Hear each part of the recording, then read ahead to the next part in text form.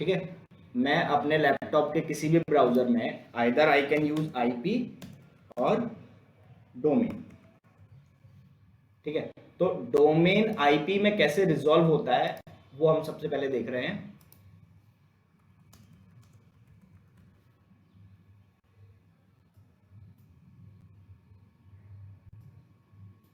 ठीक है, तो एक डोमेन जो फुल्ली क्वालिफाइड डोमेन होता है वो मैक्स टू मैक्स आपका इस फॉर्मेट में होता है।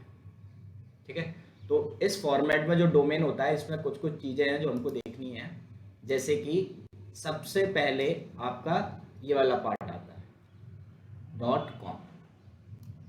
ठीक है, देन आपका सेकेंडरी लेवल डोमेन आपकी वेबसाइट, देन आपका सब डोमेन या फिर पाथ बेस्ड डोमेन, और दिस इज योर क्वेरी। तो इसमें कुछ पार्ट्स होते हैं हर डोमेन में, हम उनको देख रहे हैं। दिस इज क्वेरी, कि आप उस वेबसाइट पे उस पर्टिकुलर पेज पे किस टाइप की क्वेरी परफॉर्म कर रहे हो, जैसे market place equals to grocery, और ये भी कोई क्वेरी है, एंड लगाकर क्वेरी चलती है। This is your path based URL, जो पाथ की वजह से चेंज हो रहा है। This is your top level domain, this is your secondary level domain, और दिस इज योर सब डोमेन डॉट। अभी हम और डिटेल में इसको देखेंगे। एंड एट द लास्ट जो आपका ये है वो आपका प्रोटोकॉल है। दिस इज प्रोटोकॉल, कि हाउ वी कैन कनेक्ट। तो डिफरेंट प्रोटोकॉल्स होते हैं कनेक्ट करने के लिए, ये आपका प्रोटोकॉल।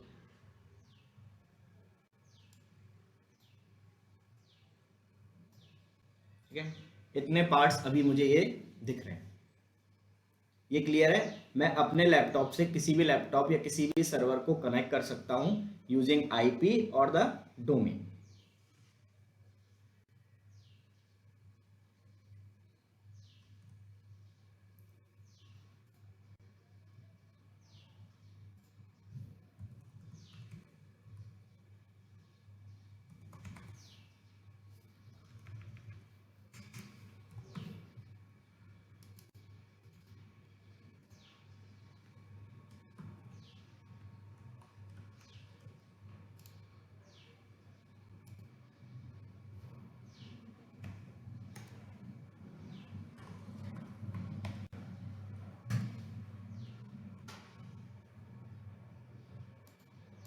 अभी हम देख रहे हैं सब डोमेन कहाँ कहाँ हो सकता है।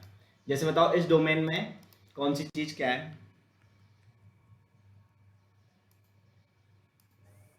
यहाँ पर मैं पेस्ट करता हूँ, तो इसमें ऑफिशियल डोमेन कौन सा है, टॉप लेवल डोमेन .com। ठीक है, उसके बाद सेकेंडरी डोमेन गूगल, सब डोमेन मीट, और ये क्या है आपका पाथ बेस्ड यूआरएल। अभी ये देखेंगे डिटेल में क्या है, बस अभी आइडेंटिफाई करना सीख रहे हैं। ये हो गया आपका प्रोटोकॉल।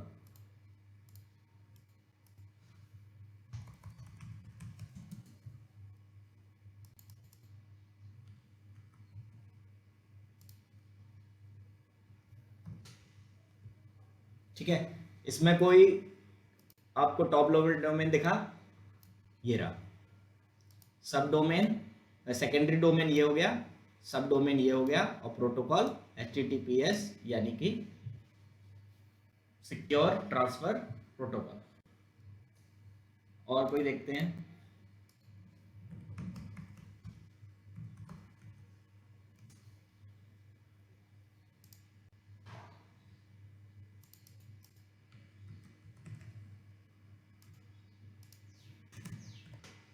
इसमें बताओ आपका टॉप लेवल डोमेन कौन सा है, .org। आपका सेकेंडरी लेवल डोमेन ये कंपनी, ये उसका सब डोमेन, दिस इज प्रोटोकॉल। ठीक है, तो ये देख रहे हैं आप टॉप डोमेन लेवल जो होता है TLD जिसे बोलते हैं, ये चेंज हो रहे हैं। अगर आप कुछ और देखते हैं, कोई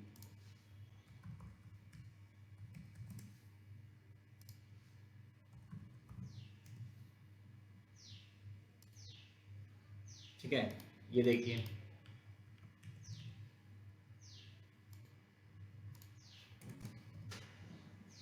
ये कैसा है, ये आपका TLD है कि SLD है?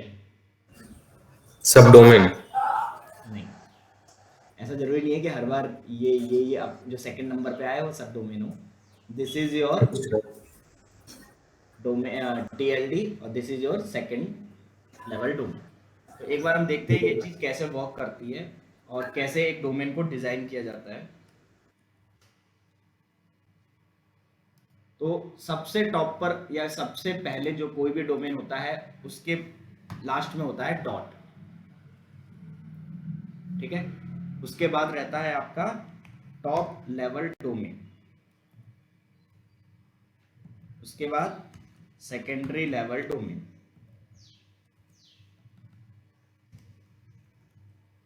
देन आपका सब domain.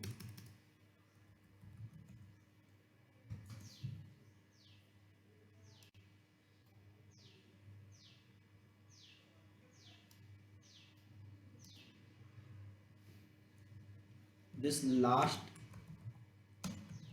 Dot is called root domain, यानी कि कोई भी वेबसाइट आप जो भी देख रहे हैं ना उसमें 4 पार्ट्स में बनी है। जैसे कि अभी एग्जांपल में हम लोग इसको ब्रेक करते हैं।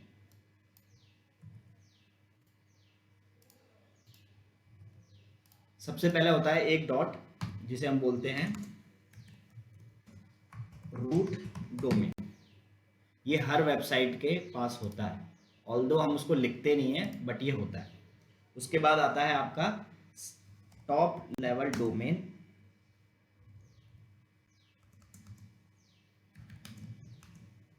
और टॉप लेवल डोमेन बहुत टाइप के होते हैं। .com, ठीक है, जिस रीजन में आप रहते हैं उस रीजन के वाइज हो सकते हैं। जैसे कि इंडिया में .in, अगर आप यूके वगैरह में हैं तो .uk, .us।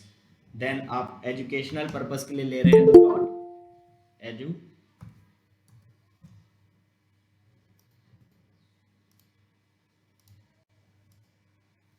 ठीक है। आपने एजुकेशनल पर्पस के लिए लिया था, कोई गवर्नमेंट अपने पर्पस के लिए लेगी तो वो क्या किस लिए लेगी .gov, ठीक है। अगर आप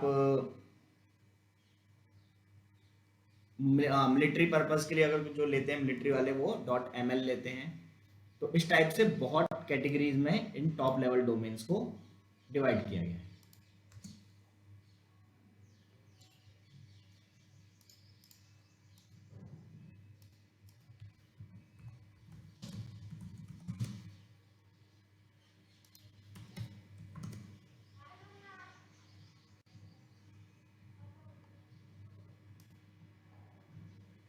ठीक है, .net नेटवर्किंग के लिए डिजाइन किए गए हैं।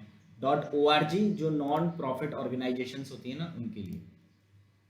हम यहाँ पर और लिख लेते हैं .net, जितने भी नेटवर्किंग से रिलेटेड वेबसाइट्स होंगी ना जो नेटवर्किंग का कंसेप्ट बताती हैं या फिर नेटवर्किंग की चीज़ों को एक्सप्लेन करती हैं, वो सब इससे डिजाइन होती है।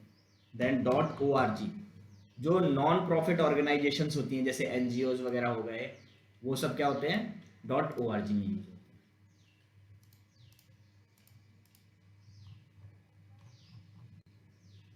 .com, .net, .org, .co, सब .com is the commercial purpose, आप किसी भी चीज के लिए ही यूज कर सकते हैं, ठीक है। ये हो गया आपके टॉप लेवल डोमेन।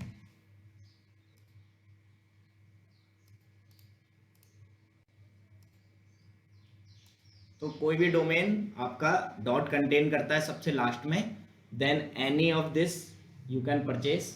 उसके बाद अगर मुझे जैसे कि अभी एग्जांपल में देखा जाए तो इसमें मेरे पास क्या क्या आ गया है। गूगल ने सबसे पहले क्या खरीदा होगा, अपना एक नाम, फिर उस नाम के आगे उसने इसमें से कुछ एक चूज किया होगा कि मुझे टॉप लेवल डोमेन क्या लेना है। तो सपोज उसने .com ले लिया कॉमर्शियल पर्पस के लिए, और एक लास्ट में डॉट तो लगा ही रहता है, वो किसको इंडिकेट करता है, रूट डोमेन को, ठीक है। आप इसको भी ट्रिगर करेंगे वेबसाइट पे क्या उसको ब्राउजर में तो ये ओपन होगा google.com डॉट, ठीक है, देखो मैं ये ट्रिगर कर रहा हूँ और ये ओपन होगा। वो डॉट क्या है, सबके आगे लगा हुआ है, इसलिए वो कॉमन हो गया कि हम नहीं भी लिखे तो कोई दिक्कत नहीं। जैसे मैंने लिखा flipkart.com डॉट,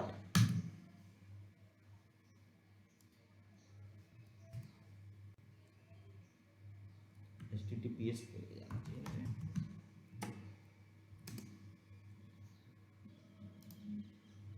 कई बार आपका ब्राउजर दिक्कत देता है तो आप ब्राउजर्स को मेक श्योर करें।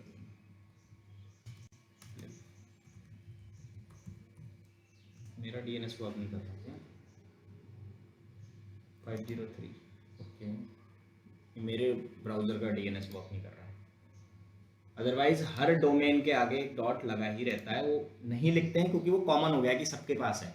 तो स्टेप 1 क्या होता है कि आपके पास एक रूट डोमेन मिलता है, देन आप कोई भी एक इनमें से डोमेन खरीदते हैं। तो सपोज अभिषेक है इसमें,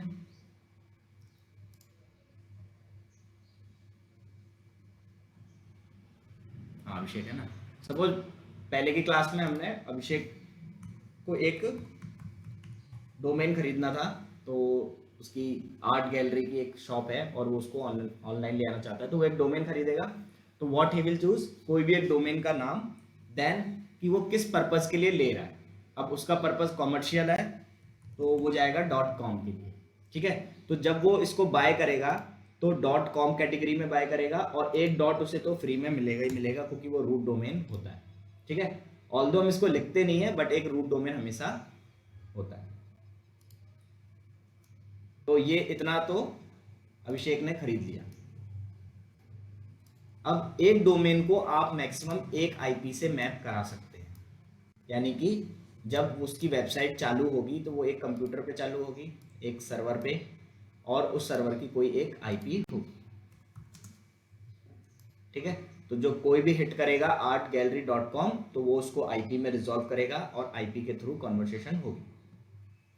अब सपोज उसको अपना दूसरा डिपार्टमेंट खोलना है, या वो चाहता है कि आर्ट गैलरी के साथ साथ समझो अब वो कलर्स भी प्रोवाइड कराता है, तो उसको क्या करना पड़ेगा, दूसरा डोमेन खरीदना पड़ेगा कलर्स वगैरह बेचने के लिए, क्योंकि एक कंप्यूटर या एक वेबसाइट आप एक आईपी से मैप करा सकते हो एक डोमेन से। तो ऐसे तो उसके पास बहुत सारे डोमेन हो जाएंगे, हर चीज के लिए एक डोमेन ले रहा है। तो उसने क्या किया, ये हो गया उसकी गैलरी का पेज या गैलरी वाली वेबसाइट, ठीक है। और अब वो कलर्स भी सेल करता है, तो कलर्स के लिए भी उसको एक पूरा वेबसाइट चाहिए कि कोई कलर्स पे जाए तो कलर वाली चीज़ दिख जाए। फॉर एग्जांपल हम देखते हैं flipkart.com से, ठीक है। ये हो गया उसकी ऑफिशियल वेबसाइट जो एक वेबसाइट पे एक सर्वर पे चल रही है। अब मैं जैसे ही ग्रोसरी क्लिक करता हूँ तो देखो इसके आगे ना एक वर्ड लग जाता है flipkart.com/grocery। अगर मैं किसी और कैटेगरी पे क्लिक करता हूँ flipkart.com/travel, ठीक है। मैंने किसी और चीज को क्लिक किया, देखो /mobile-phones-store, ठीक है। ये क्वेश्चन मार्क लगने के बाद क्या होती है, क्वेरी होती है पूरी। ये क्वेरी पेज को फिल्टर, पेज पे हमें कोई एक्शन लेना है तो उसके लिए यूज होती है। क्वेश्चन मार्क से पहले जो है वो क्या है आपका,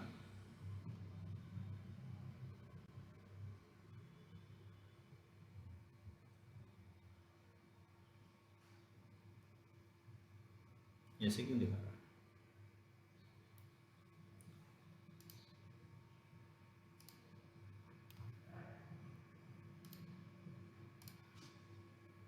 तो इसको बोलते हैं हम पाथ बेस्ड राउटिंग या पाथ बेस्ड डोमेन मैपिंग। तो अब अभिषेक क्या करेगा, अभिषेक एक नए सर्वर पर पूरी कलर्स के रिगार्डिंग अपने वेब पेज डिजाइन करेगा और कलर्स वाला सारा सेक्शन इस कलर वाली वेबसाइट पे डिजाइन कर देगा। तो अब अभिषेक की दूसरी वेबसाइट क्या हो गई, artgallery.com/color, ठीक है। अब सपोज धीरे धीरे उसका बिजनेस और ग्रो किया और वो तीसरा चीज भी,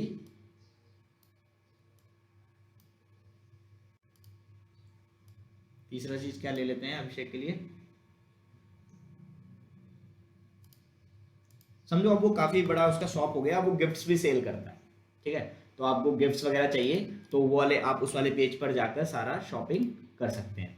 तो इसके लिए अभिषेक आपने उसमें क्या चेंजेस करेगा कि वो सेम यूआरएल पे स्लैश गिफ्ट्स करके दूसरा पेज होस्ट कर देगा। तो इसको बोलते हैं हम पाथ बेस्ड डोमेन्स, यानी आप पाथ चेंज कर रहे हैं, आप अपने डोमेन पर पाथ चेंजेस कर रहे हैं तो आपके सर्वर्स चेंज हो जा रहे हैं। तो सर्वर 1 पर अभिषेक की ऑफिशियल आर्ट गैलरी की वेबसाइट है जिसमें उसके आर्ट्स वगैरह स्टोर है और पूरा वहां पर सेल वेल होता है। This is the colour shop और ये सर्वर 2 पर होस्ट किया गया है पूरा वेबसाइट, और दिस इज गिफ्ट शॉप और ये सर्वर 3 पे किया गया। तो यानी कि आप एक ही डोमेन खरीद कर path based different different domains को मैप करा सकते हो। तो जब कोई स्लैश लगाने के बाद, ये आप मोस्टली यूज नहीं करते क्योंकि आप तो बस क्लिक करते हो लेके चला जाता है, अदरवाइज आप इससे भी जा सकते हो। तो क्लियर हुआ, इसने क्या किया, एक ही डोमेन से 3 डोमेन एक्ट करा दिए या 3 डोमेन्स यूज कर लिए। इसको बोलते हैं पाथ बेस्ड डोमेन्स, जो पाथ चेंज करने पे आपको अलग अलग सर्वर्स पर लेके जाएंगे। क्लियर है ये? हमने ना एक ही डोमेन खरीदा था पोस्ट GoDaddy से artgallery.com, तो बाकी के कलर एंड गिफ्ट वाले पार्ट्स हम कैसे कराते हैं, मतलब कैसे कराएंगे? वो लोड बैलेंसर और वेब सर्वर का काम है, वो आगे पढ़ेंगे। ये कैसे होगा ये हम देखेंगे, बस अभी हमें इतना पता है कि स्लैश कलर लिखने पे सर्वर 2 पे जाएंगे, स्लैश गिफ्ट लिखने पे सर्वर 3 में, और अगर कुछ नहीं लिखते हैं तो वो हमको सर्वर 1 पे लेंगे। यानी कि अभिषेक को अब एक ही डोमेन से अपने तीन शॉप्स चल रही है उसकी। ये क्लियर हुआ? कोई भी एक डोमेन आप जब भी खरीदते हो सबसे पहले डिसाइड होता है कि आप किस पर्पस के लिए खरीद रहे हो।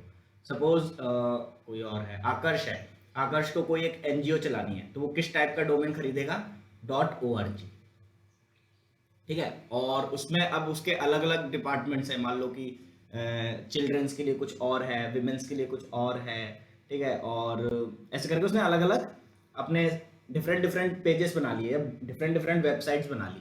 तो डोमेन तो उसका एक ही रहेगा .org, स्लैश करके वो डिफरेंट सर्वर्स पे राउट करा देगा। This is done by web server, हम देखेंगे कैसे होता है वो। अभी इतना समझ रहे हैं कि अगर ये स्लैश करके कोई चीज लिखी हुई है यानी कि वो हमको डिफरेंट सर्वर पर ले जा रहा है, ठीक है।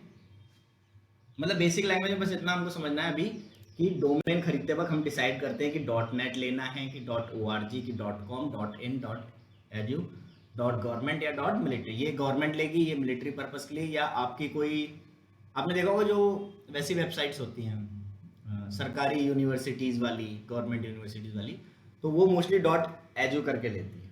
इंडिया में मोस्टली लोग .in से ले लेते हैं, .com कॉमर्शियल पर्पस। तो इस पर्पस से हम सिलेक्ट करते हैं। उसके बाद आप अपने ही सेम डोमेन को, क्योंकि ये ब्रांड बन गया है, लोग इसको जानते हैं, अब ये अपने कलर का एक प्रॉपर पूरा का पूरा वेब डिजाइनिंग करा रहा है जहां पर कलर्स लोग कस्टमाइज कर सकते हैं कि मुझे ये कलर चाहिए ऑयल पेस्टल में, और ये लोग उसको बना के डिलीवर कर देते हैं। तो पेमेंट करना, ऐड टू कार्ट करना, ये सारा फैसिलिटी इस सर्वर पे होस्ट है। गैलरी की सारी चीज इस पे होस्ट है, ठीक है। इस तरीके से 3 जगह ये पूरा वर्क कर रहा है। तो सेम यूआरएल को, क्योंकि ये ब्रांड है, ये एक डोमेन है प्रॉपर, इसी को वो 3 पाथ बेस में यूज कर रहा है। ये एक कंसेप्ट हो गया।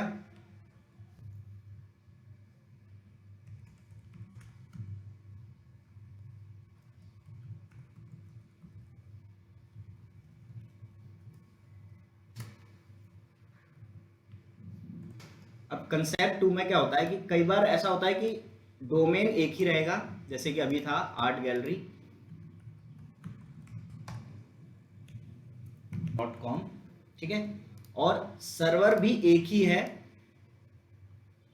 ठीक है, बड़ा सर्वर है, हैवी सर्वर है, आईपी एक ही मिलेगी और सर्वर भी एक ही। और अभिषेक ने क्या किया, इस पे 3 सर्विसेज हैंडल करा दी, यानी कि 3 अलग अलग एप्लीकेशंस चला दिए। एप्लीकेशन 1 था उसका क्या, गैलरी का, एप्लीकेशन 2 था उसका कलर्स का, और एप्लीकेशन 3 था उसका गिफ्ट्स का। ठीक है, तो ऐसा भी होता है कि आप सेम सर्वर पे ही जाओगे, ये डोमेन आपको कहाँ लेके जाएगा, इस आईपी पे, बट जैसे ही आप पाथ में चेंजेस करते हो,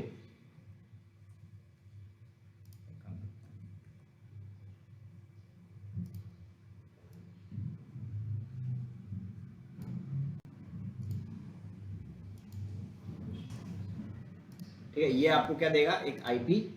डोमेन कुछ नहीं है, डोमेन एक ह्यूमन रीडेबल फॉर्मेट है जिससे कि हम चीज़ों को आसानी से समझ सकते हैं, और उसके बाद जो भी आप पाथ देंगे आप उस पाथ के उस एप्लीकेशन पर चले जाएंगे, तो सेम सर्वर पर आप जा सकते हो। यहाँ पे जैसे ही आपने लिखा /गिफ्ट्स, तो आप गिफ्ट्स वाले सेक्शन में आ गए। ये गिफ्ट वाला नहीं है ना,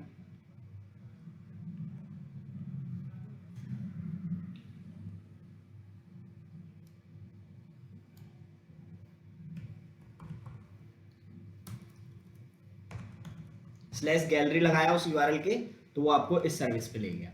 आपने बोला /कलर्स, तो वो आपको दूसरी सर्विस पे ले गया। तो आप क्या कर रहे हो, सेम चीज के डिफरेंट डिफरेंट एप्लीकेशन पर जा रहे हो।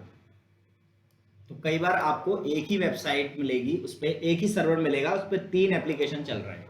तो बोलेंगे एप्लीकेशन 1, एप्लीकेशन 2 और एप्लीकेशन 3। अब ये बताओ, ये अच्छी चीज है क्या कि आपने एक ही सर्वर पर तीनों एप्लीकेशन चला दी। सपोज ये सर्वर क्रैश कर गया तो आपके तीनों एप्लीकेशन डाउन हो जाएंगे, है ना। तो बेटर सजेशन क्या होता है कि आप अलग अलग सर्वर्स पर चीजें चलाओ, ताकि कोई एक डाउन भी हो तो बाकी 2 चीजों पे इफेक्ट ना आए। बट ऐसा कर सकते हो आप कॉस्टिंग वॉस्टिंग बचाने के लिए, मेंटेनेंस वगैरह बचाने के लिए, तो ये चीज भी पॉसिबल है। ठीक है, तो यहाँ क्या हो रहा है, 1 सर्वर एंड 3 एप्लीकेशन।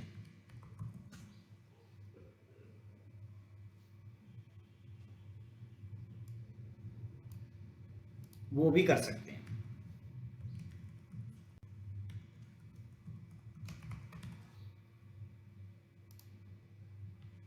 क्लियर है, कैसे होगा वो हम देखेंगे, बट अभी ये चीज पॉसिबल है, हमको ये देखना है कि ये चीजें होती हैं। अब थर्ड ऑप्शन क्या है कि अभिषेक का बिजनेस इतना ग्रो कर गया कि अभिषेक अब अपने अदर प्रोडक्ट्स भी मैनेज करता है।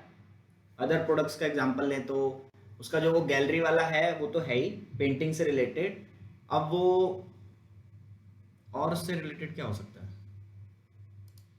कोई अदर एग्जांपल?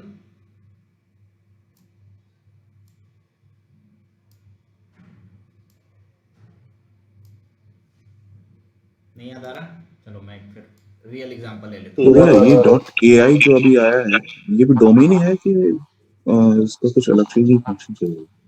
क्या चीज? ये .ai चल रहा है, जैसे कॉग्नो AI हो गया, AI कनिंग AI हो नया गया। कैटेगरी डिजाइन हो गई है TLD की, कि AI वाली चीजें ज्यादातर .ai से ले लो। वो सिर्फ दिखाने मतलब के लिए इसका होता है, इससे कि आप प्रिडिक्ट कर लेते हो कि ये AI प्लेटफॉर्म्स है। ठीक है, देखो ऐसे ही गूगल जब स्टार्ट हुआ होगा इनिशियली तो किसी एक पर्टिकुलर सर्विस से स्टार्ट हुआ, फिर गूगल के खुद के प्रोडक्ट्स या खुद के डिपार्टमेंट आ गए, उन्होंने अब अपने नए नए पूरा डिपार्टमेंट ओपन कर दिया। जैसे डिपार्टमेंट 1 ओपन कर दिया उन्होंने गूगल मीट। ठीक है, उनका धीरे धीरे डिपार्टमेंट ओपन हो गया, कौन सा, गूगल मीट। और सेकंड डिपार्टमेंट हम बोल देते हैं, तो उनको क्या, अब देखो डिपार्टमेंट है पूरा, तो एक नया सर्वर लिया होगा उन्होंने और उस पर वो सारी चीज होस्ट कराई होगी। एक से ज्यादा सर्वर होते हैं बट अभी के लिए हम एक एक ले रहे हैं। सर्वर यानी वो कंप्यूटर्स जो 24 आवर्स 365 डेज ऑन रह सकते हैं और आपकी सर्विस को सर्व करते हैं। अभी और डिटेल में देखेंगे। ठीक है, तो गूगल इज द ब्रांड, वो अब अपना, ऐसा तो नहीं है कि गूगल मीट के लिए एक दूसरा डोमेन खरीदे googlemeet.com। वो क्या करेगा, अपने डिपार्टमेंट्स को सब डोमेन्स में चेंज कर देगा। चेंज करने का मतलब है कि उसी में कैटेगरी डिफाइन कर दी। तो ये इसका नाम रख देगा meet.google.com। तो देखो अभी भी उसका नाम तो यही रहा google.com, बस उसने आगे एक सब डोमेन यूज कर लिया meet.google.com। ये देखो meet.google.com। क्लियर है? और मैं जो एप्लीकेशन यूज कर रहा हूँ, हमारी अभी जो मीट चल रही है वो किसी पाथ बेस्ड डोमेन पे राउट की जा रही है और वो एप्लीकेशन चल रहा है। सिमिलरली जब गूगल ने अपना ड्राइव लॉन्च किया होगा, गूगल ड्राइव, तो वो चाहता तो नया डोमेन खरीदता google-drive.com, उसने कहा नहीं, डोमेन खरीदना इज नॉट गुड क्योंकि हम ब्रांड हैं, फिर लोग सोचेंगे ये दूसरी चीज है कोई, तो उसने क्या रख दिया drive.google.com, यानी कि सब डोमेन यूज कर लिया। देन अगर उसने समझो ऐसे मेल ओपन किया तो उसने क्या लिख लिया mail.google.com, mail.google.com। एग्जाम्पल देखते हैं, मैं लिखता हूँ गूगल मेल, जीमेल, तो देखो एक्चुअल वेबसाइट क्या है दिख रही है mail.google.com, यानी कि सब डोमेन यूज हुआ है google.com के आगे। मैं यहाँ पे लिखता हूँ गूगल ड्राइव,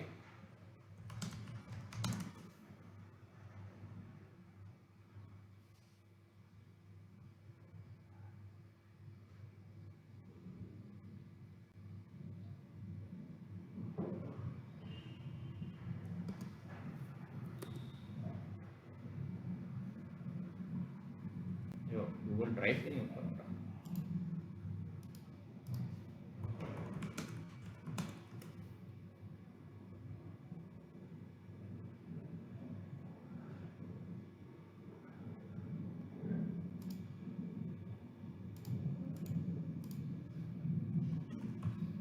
देखो ऑफिशियल डोमेन इसका क्या है drive.google.com, दिख रहा है ये drive.google.com। तो गूगल ने क्या किया, अपने डिपार्टमेंट्स को सब डोमेन्स के फॉर्म में यूज कर लिए, ऐसे ही मेल को mail.google.com। क्लियर है ये चीज? तो सब डोमेन्स क्या होते हैं, उसी कंपनी के अदर डिपार्टमेंट्स को वो लोग डिवाइड कर देते हैं यूजिंग द सब डोमेन्स। ठीक है, गूगल मैप्स को देखें,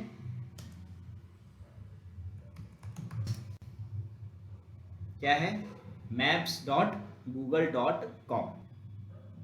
ठीक है, तो गूगल ने क्या किया, अपनी एक सर्विस नया डिपार्टमेंट ओपन किया और इस डिपार्टमेंट को मैनेज करने के लिए या गूगल मैप वाली सर्विस मैनेज करने के लिए एक नया सर्वर यूज किया होगा और सर्वर 4। ठीक है, और इसको उसने कैसे यूज कर लिया, सब डोमेन्स के फॉर्म में। तो एक डोमेन में पाथ बेस्ड भी हो सकता है, सब डोमेन भी हो सकता है और नॉर्मल भी हो सकता है। maps.google.com। क्लियर है ये चीज? सब डोमेन क्या होते हैं, तो ये सब क्या कहलाते हैं, सब डोमेन, क्योंकि ऑफिशियल डोमेन तो आपका google.com ही है, जो उसने परचेज किया है कहीं से भी वो तो अभी भी आपका google.com है। ये सब क्या है आपके सब डोमेन्स, और ये कितने भी ले सकते हो आप, अनलिमिटेड। अगर मेरे पास कोई एक डोमेन है, मैं चाहूँ तो ऐसे 10,000 12,000 सब डोमेन बना सकता हूँ।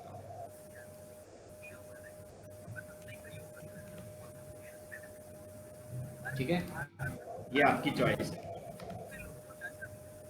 और this is the ideal way कि आप अगर किसी डिपार्टमेंट को अलग कर रहे हैं तो पाथ बेस्ड ना करते हुए सब डोमेन में जाइए, सब डोमेन को आईपी से मैप करिए और वो चीज़ यूज़ करिए, क्योंकि वो चीज़ एकदम आइसोलेटेड रहेगी।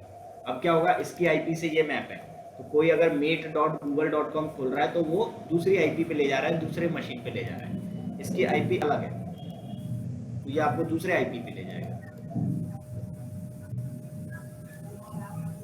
तो सब डोमेन समझ में आया, एक ही कंपनी के डिफरेंट डिपार्टमेंट्स, उसको वो लोग सब डोमेन्स के थ्रू मैनेज कर रहे हैं। ये समझ में नहीं आया जो आपने बोला इससे पहले। देखो क्या होता है कि एक ही कंपनी है और उसको अब डिफरेंट प्रोडक्ट्स लॉन्च करने हैं, तो प्रोडक्ट के लिए वो प्रॉपर डिपार्टमेंट बनाते हैं, है ना। अब अगर डिपार्टमेंट बना रहे हो तो आप नया डोमेन लोगे। अब नया डोमेन से क्या है, लोगों की ट्रस्ट किससे है, लोगों को google.com से, कि गूगल इज अ ब्रांड, हम उसके प्रोडक्ट्स यूज करेंगे। बट अगर आप नया डोमेन लेते हो google meet.com, google drive.com, तो ये ऐसा नहीं है ना कि सिर्फ गूगल ही ले सकती है, हो सकता है किसी और ने पहले ही ले लिया हो, google-drive.com, ठीक है। तो गूगल तो नहीं ले सकता क्योंकि ये यूनिक होते हैं पूरे वर्ल्ड में। अभी हम देखेंगे यूनिक क्या होता है। और ऐसे अलग अलग नाम लेना, ऐसे तो सोचो अगर किसी कंपनी के 10,000 डिपार्टमेंट्स हैं, 6,000 डिपार्टमेंट, तो 6,000 वो डोमेन ही मैनेज कर रहे हैं। तो कंपनी क्या करती है, एक बड़ा डोमेन लेती हैं और उस डोमेन के आगे अपने सब डोमेन्स लगा सकते हैं। ये फ्री होता है, ये इंटरनली मैनेज किया जाता है। आप गूगल इसको मैनेज कर रहा है कि मुझे यहाँ मीट लिखना है, क्या लिखना है, वो अपने फ्री में कितने भी लिख सकता है। और ये चीज़ अब उसको फ्री भी है और एक ही डोमेन के थ्रू मैनेज हो रही है। तो लोगों को क्या ट्रस्ट रहेगा कि हम गूगल के ही प्रोडक्ट यूज़ कर रहे हैं, बस उसका सब डोमेन है, यानी उसका दूसरा डिपार्टमेंट हम लोग यूज़ कर रहे हैं, दूसरे प्रोडक्ट्स यूज़ कर रहे हैं। अब जैसे गूगल ने बार्ड लॉन्च किया, तो आई थिंक बार्ड तो उनका पूरा एक अलग, देखो क्या नाम रखा है, gemini.google.com। तो उन्होंने क्या किया, उन्होंने कहा कि यार सबको पता है कि हमारा प्रोडक्ट है, तो हमारा प्रोडक्ट के आगे गूगल तो होना ही चाहिए। तो उन्होंने एक सारा चीज़ एक नए सर्वर पे लॉन्च किया।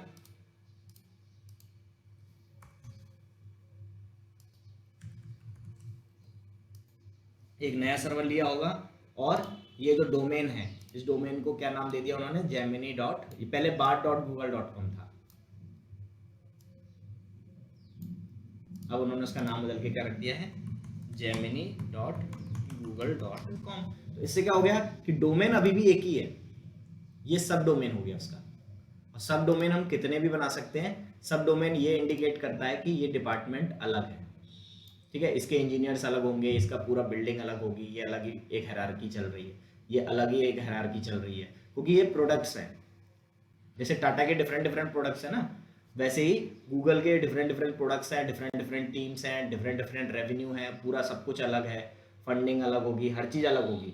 तो ये चीज़ डोमेन, सब डोमेन से मैनेज किया जाता है। सब डोमेन क्यों बनाते हैं, ताकि ट्रस्ट बना रहे, सबको पता रहे कि ये है इसी का प्रोडक्ट। आपने अभी सब डोमेन और उसमें पाथ पाथ में डिफरेंस बताया था, हाँ, वो क्या था? कि पाथ वाली चीज को आप एक ही नेटवर्क पे होस्ट करा सकते हो। एक ही नेटवर्क मतलब? एक ही इस पे सर्वर पे मैं चाहूँ तो इसी वाले सर्वर पे 3 एप्लीकेशन चला दूं और तीनों एप्लीकेशंस को पाथवेस वाली चीज है। तो पाथवेस ये इंडिकेट करता है कि हमारी ही वो दूसरी सर्विस है, और सब डोमेन ये इंडिकेट करता है कि हमारा ही वो दूसरा प्रोडक्ट है। तो जब एक डिपार्टमेंट, एक प्रोडक्ट पूरा अलग होता है, एक अलग हायरार्की चलती है, पूरा एक अलग दुनिया ही है उनकी, तो वो लोग सब डोमेन यूज करते हैं। और पाथवेस का मतलब है कि उसी वाली सर्विस में, जैसे कि अब ये drive.google.com में ही कोई और सर्विस होगी तो स्लैश लगा के वो पाथवेस से उसको राउट कराएंगे। पाथवेस वाली अभी और आगे भी देखेंगे, इंजनएक्स वगैरह हमारे पास आएगा ना, तो हम देखेंगे कि एक्चुअल में पाथवेस क्यों यूज करते हैं।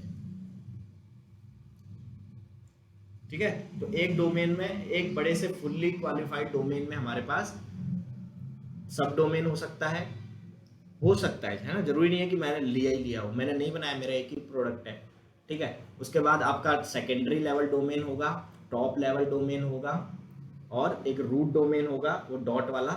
उसके बाद आप जो भी पाथ बेस्ड सर्विस कोई भी प्रोवाइड करा रहे हैं तो वो करा सकते हैं, अदरवाइज जरूरी नहीं है। फिर आपकी क्वेश्चन मार्क के बाद होती है क्वेरी। क्वेरी यानी कि उस पेज पर हम लोगों ने क्या क्या फिल्टर्स या क्या क्या चीज़ें फिल्टर कराया है। तो ये आपकी चॉइस रहती है, आपको जरूरत पड़ती है तो आप क्वेरी चलाते हैं, अदरवाइज नहीं चलाते। तो ये जो क्वेश्चन मार्क लग गया, इसके बाद की ये जितनी चीजें हैं ये सब क्वेरी है, ठीक है। ये क्वेरी है और query is used to perform some actions. इसका डोमेन से वैसा कुछ ज्यादा रिलेशन नहीं है। तो एक डोमेन क्या होता है वो चीज थोड़ा बहुत समझ में आया।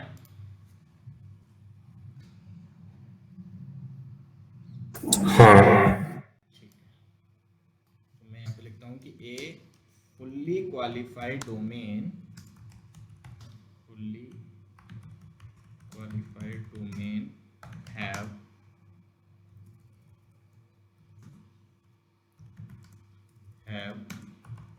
root name या रूट डोमेन, ये होता ही होता है, ठीक है, और वो होता है dot. Then top level domain,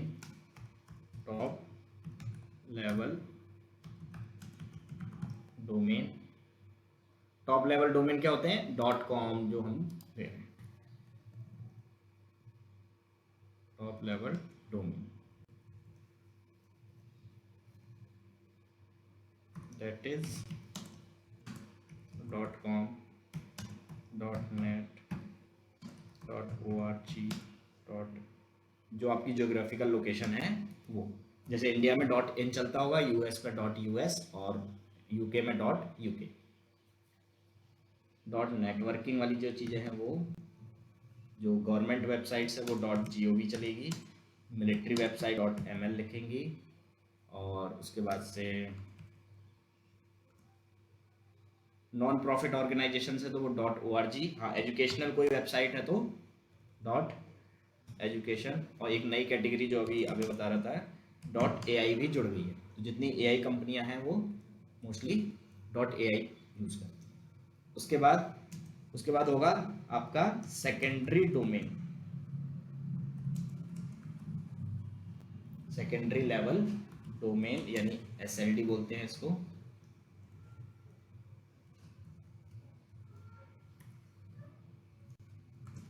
secondary level domain क्या होता है? जो आपने परचेज किया, it is the name you use at the time of purchase.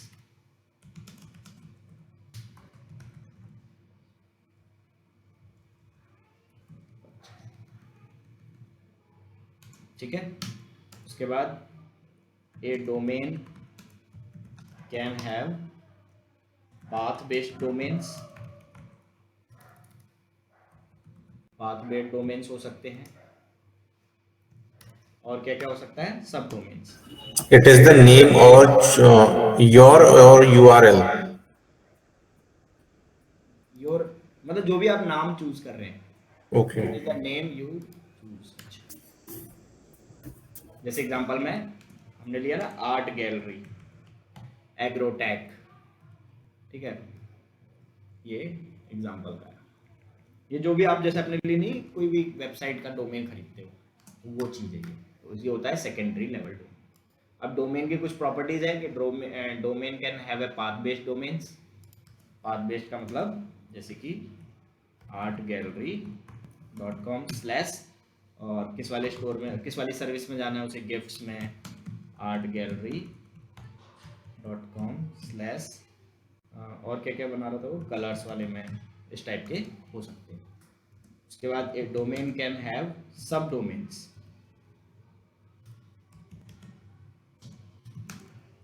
सब डोमेन जैसे कि meet.google.com, गूगल का ही हो गया, drive.google.com।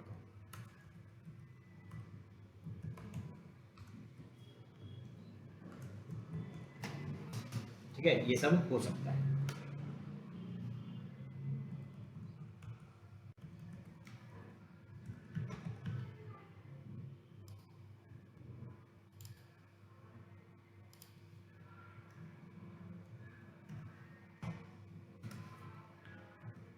ये उसकी प्रॉपर्टीज है। उसके बाद a domain have queries at last, और वो क्वेरी किससे स्टार्ट होती है? हमेशा क्वेश्चन मार्क के बाद, स्टार्टिंग विद क्वेश्चन मार्क। तो क्वेश्चन मार्क के बाद जो कुछ भी लिखा रहता है वो सब क्या है? क्वेरी है। जरूरत होती है तो वो होता है, नहीं होती नहीं होता। अब नोट पॉइंट में हम लिखते हैं कि a computer does not know the domain. Computer domain नहीं जानता, कंप्यूटर सिर्फ आईपी से बात कर सकता है। It can communicate only by IP addresses of the other computer,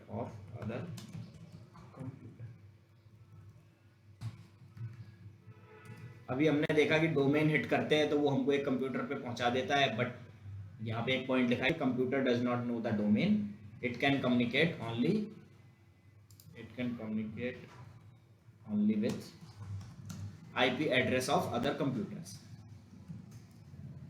तो फिर ये डोमेन से वो कैसे हिट कर रहा है। ओके, तो आप बोल सकते हो कि in background domains are resolved into IPs. Domains IP में कन्वर्ट होते हैं, this is called, and this process is called DNS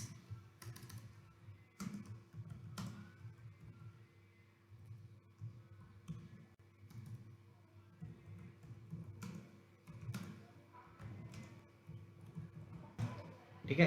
background में क्या होता है कि डोमेन्स आईपी में कन्वर्ट होते हैं और इस प्रोसेस को कहते हैं हम डीएनएस रेजोल्यूशन या डीएनएस लुकअप। तो क्वेश्चन ये उठता है कि how does DNS lookup happens, एक डीएनएस लुकअप कैसे होता है। कि मेरे ब्राउजर में मैंने यहां पर हिट किया artgallery.com और ये तो जानता ही नहीं है कि डोमेन क्या होता है, तो ये वेबसाइट खुल कैसे रही है, अगर ये वेबसाइट एग्जिस्ट करती है तो। ठीक है, ये एक्चुअल में आईपी में कैसे कन्वर्ट हो जा रहा है ये हमको देखना है। मैंने सपोज यहाँ पे लिखा hdfcbank.com, तो मेरे इस ब्राउजर को इसकी आईपी कैसे पता चल जा रही है और ये कैसे इस यूआरएल को ओपन कर दे रहा है।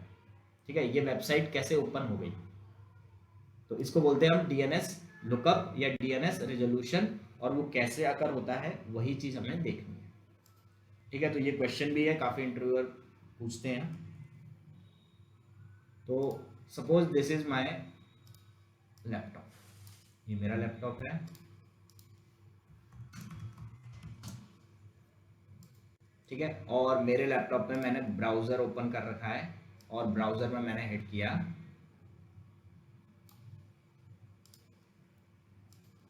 hdfcbank.com।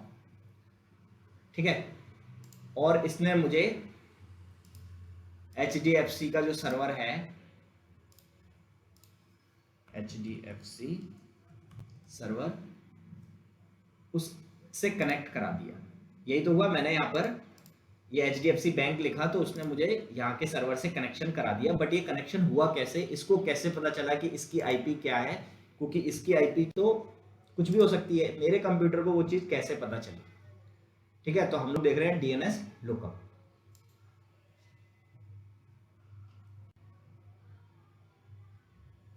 कितने लोगों को अभी सर्वर वर्ड समझने में प्रॉब्लम आ रही है?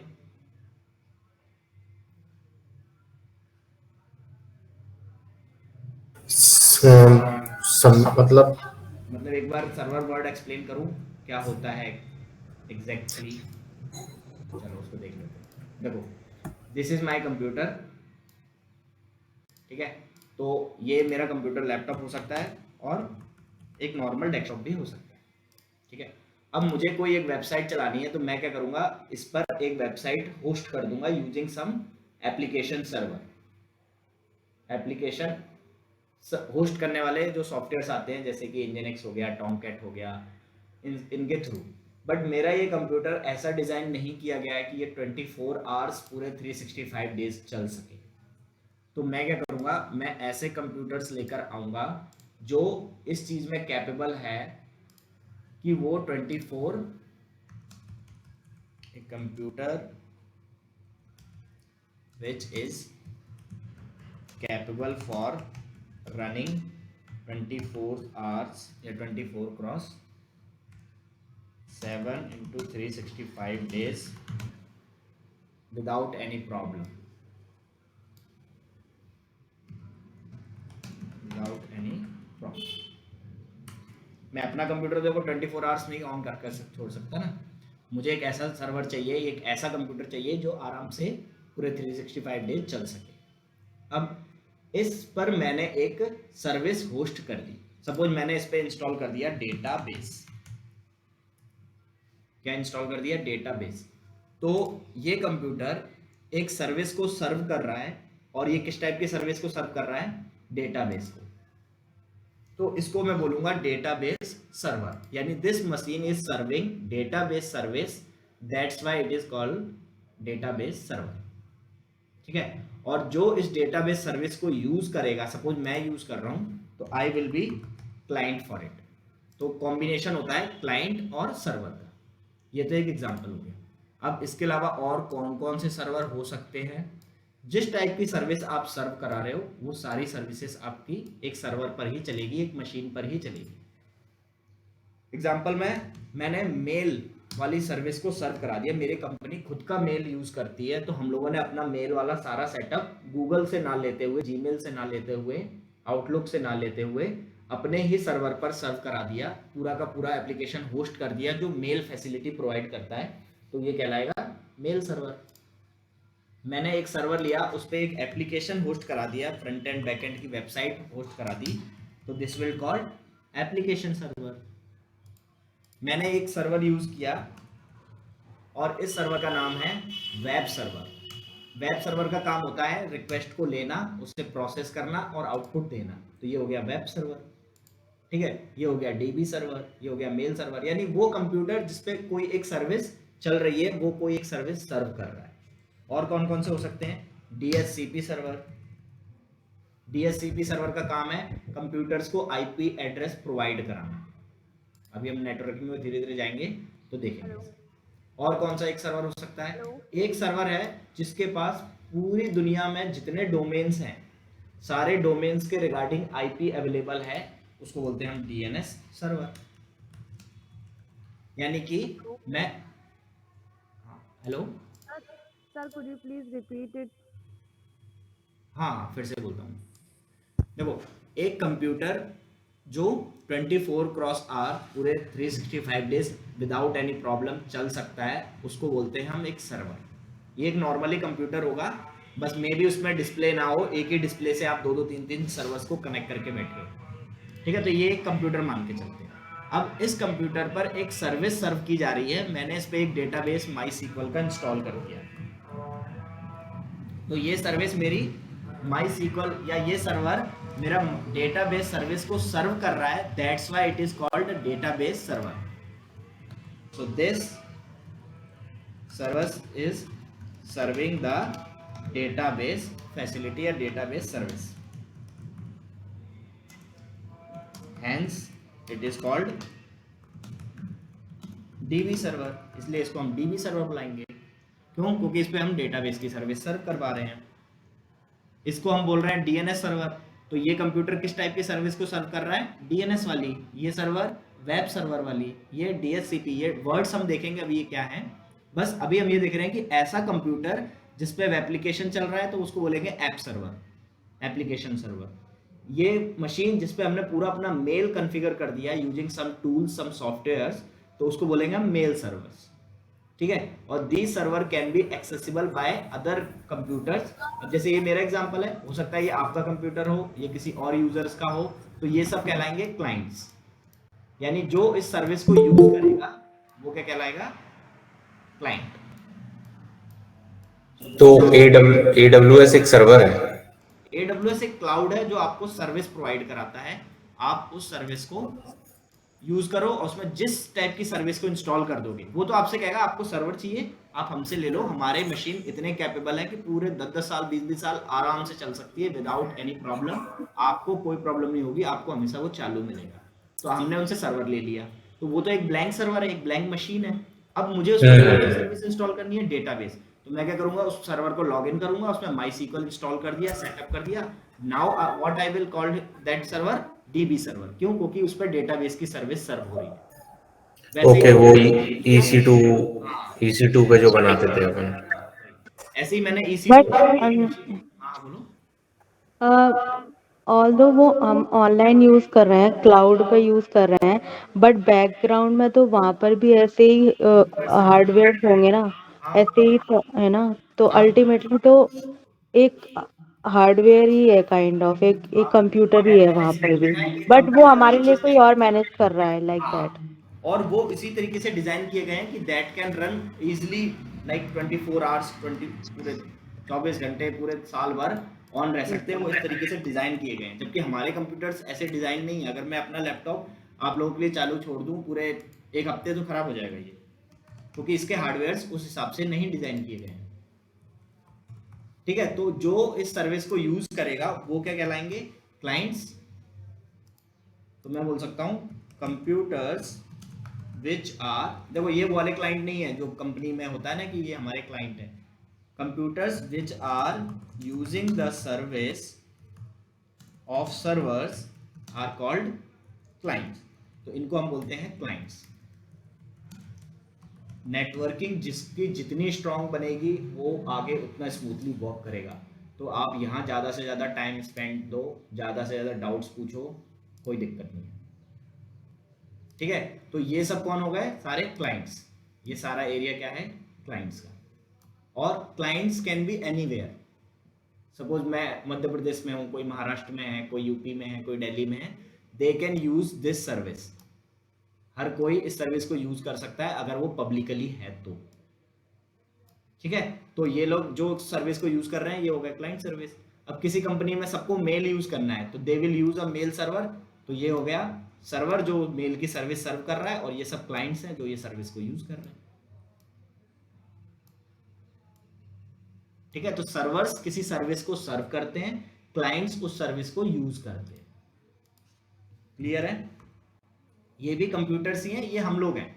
अब मैं facebook.com खोल रहा हूं तो फेसबुक ने अपना सारा का सारा website, facebook.com is the example of this application server.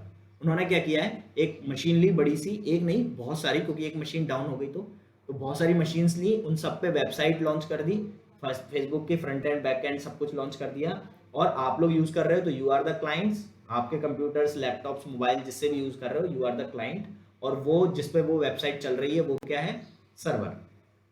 ठीक है, ऐसे HDFC बैंक ने कर दिया।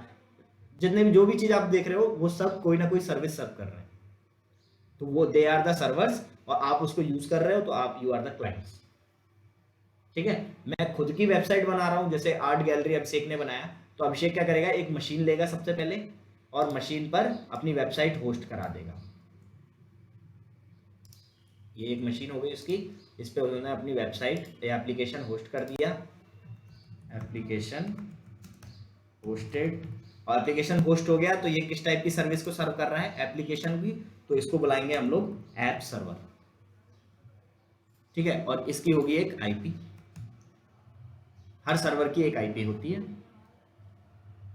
क्लियर है? तो सर्वर्स क्या होते हैं? ऐसे कंप्यूटर जो कोई सर्विस को सर्व कर रहे हैं, और वो सर्विस कौन सी है वो डिपेंड करता है। This is called DB server because it is serving dB database service. This is called DHCP server. It serves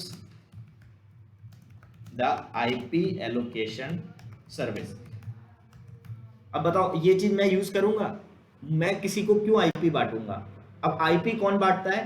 internet service providers, Airtel, Jio, BSNL, है ना, वोडाफोन, तो they have this server, DNS server. ये क्या करता है? It provide us the IP of domains. आप इसी को बोलते हो कि facebook.com बताओ इसकी आईपी, ये बता देता है। तो इसको कौन मैनेज करेगा? इसको भी इंटरनेट सर्विस प्रोवाइडर्स मैनेज कर सकते हैं। क्यों? क्योंकि ये उनकी जिम्मेदारी है ना, हम उनसे नेट ले रहे हैं, तो ये उनकी जिम्मेदारी है कि अगर मैं facebook.com लिखता हूं तो वो आईपी मुझे देंगे, मेरे ब्राउजर को वो आईपी देते हैं। तो ये DNS सर्वर क्या कर रहा है?